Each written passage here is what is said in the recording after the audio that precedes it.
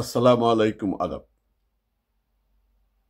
কিছুক্ষণ আগে জাতীয় নাগরিক পার্টির আহ্বায়ক নাহিদ ইসলাম এক সাংবাদিক সম্মেলনে বলেছে, সমন্বয়ক অথবা বৈষম্য বিরোধী ছাত্র আন্দোলন এক্সিস্ট করে না। ভালো কথা, কেন এক্সিস্ট করে না? ওই যে প্রবাদ আসে না, গাং পার হয়ে গেলে খেওয়ানির শালা হয়ে যায়।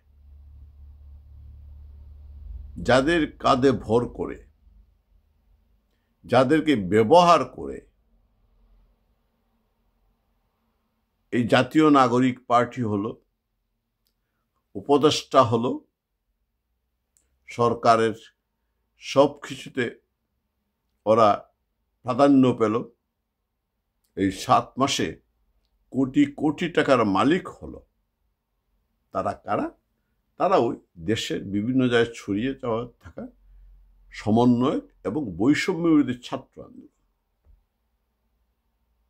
এখন যেহেতু ওরা একটি রাজনৈতিক দল করেছে, যাকে কিংস পার্টি বলা হচ্ছে, তার নেতৃত্বে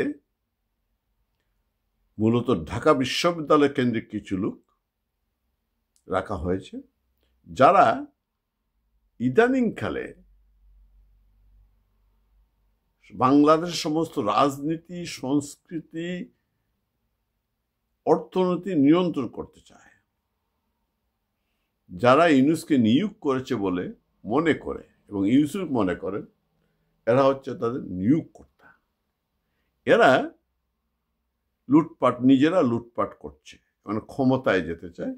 তাই জন্য নির্বাচন স্বপ্নটা তারা ক্ষমতায় যেতে চায়। ডাস্টবিন শফিক তো বলেই দিয়েছে যে ভবিষ্যৎবাণী, সে এখন জ্যোতিষী ডাস্টবিন শফিক, যে নাহিদ ইসলাম একদিন বাংলাদেশের প্রধানমন্ত্রী হবে। শোক কত! যেহেতু তারা একটি রাজনৈতিক দল করে ফেলেছে এবং সমন্বয় এবং বৈষম্য বিরোধীরা নামে সারা দেশে যে চাঁদাবাজি, লুটপাট, মব হচ্ছে, তার দায় এখন তারা নিতে চায় না। তারাই কিন্তু উৎসাহিত করেছে প্রথম তাদেরকে, মবের নির্দেশ দিয়েছে। কেন? এটা পরিবেশ সৃষ্টি করতে চায়। এ সমন্বয়ক এরাই সৃষ্টি করেছে, বৈষম্য ছাত্ররা এরাই কুক্ষিগত করেছে, করে সবাইকে ব্যবহার করেছে। এই যে বেসরকারি বিশ্ববিদ্যালয়, স্কুল, কলেজের ছাত্রদেরকে করে এখন ছুঁড়ে ফেলে দিচ্ছে।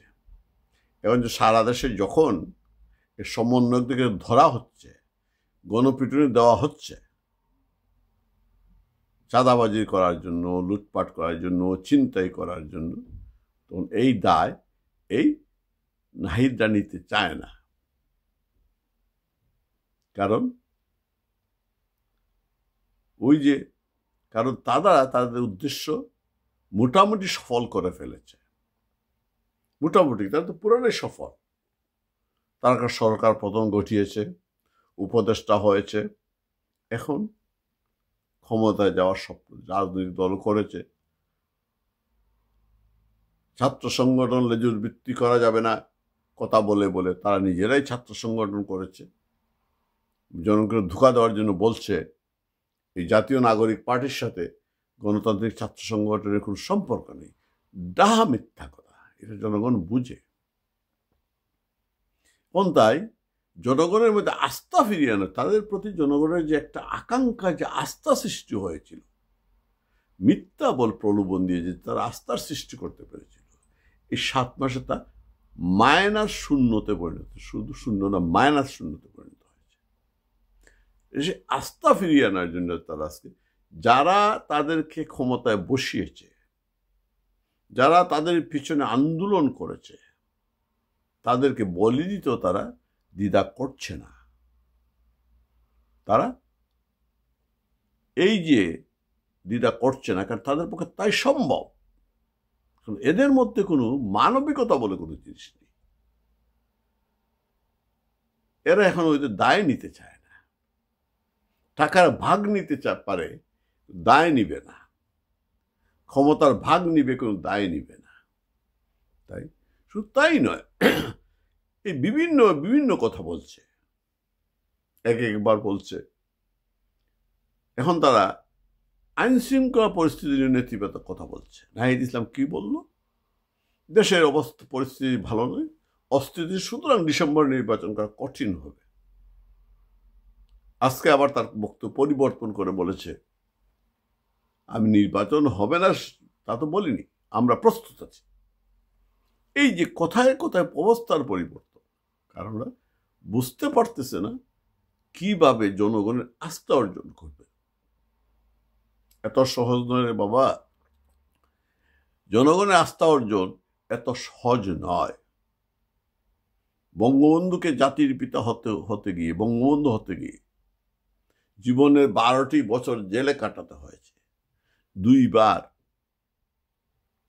ফাঁসির কাস্টে জোড়ার জন্য প্রস্তুতি নিতে হয়েছে, ফাঁসি দিতে চেষ্টা করা হয়েছে। যারা রাজনীতি করে এই মৌলানা ভাসানী বলো, শের বাংলা ফজলুল হক বা সাম্প্রতিককালের যারা রাজনীতিবিদরা, তারা একদিনে জনগণের আস্থা অর্জন করেনি। দীর্ঘদিন আন্দোলন সংগ্রাম করে, জনগণের সেবা করে এই আস্থা অর্জন করেছেন। জাতিসংঘের ষড়যন্ত্রে, আমেরিকার ষড়যন্ত্রে এবং দেশীয় কুচক্রীদের ষড়যন্ত্রে ইউনূসকে কাজে লাগিয়ে, তার নোবেলকে কাজে লাগিয়ে ক্ষমতা দখল করা যায়, সরকার পতন ঘটানো যায়, কিন্তু জনগণের আস্থা অর্জন করা যায় না। আসলে দেশের যে অবস্থা, এই অবস্থায়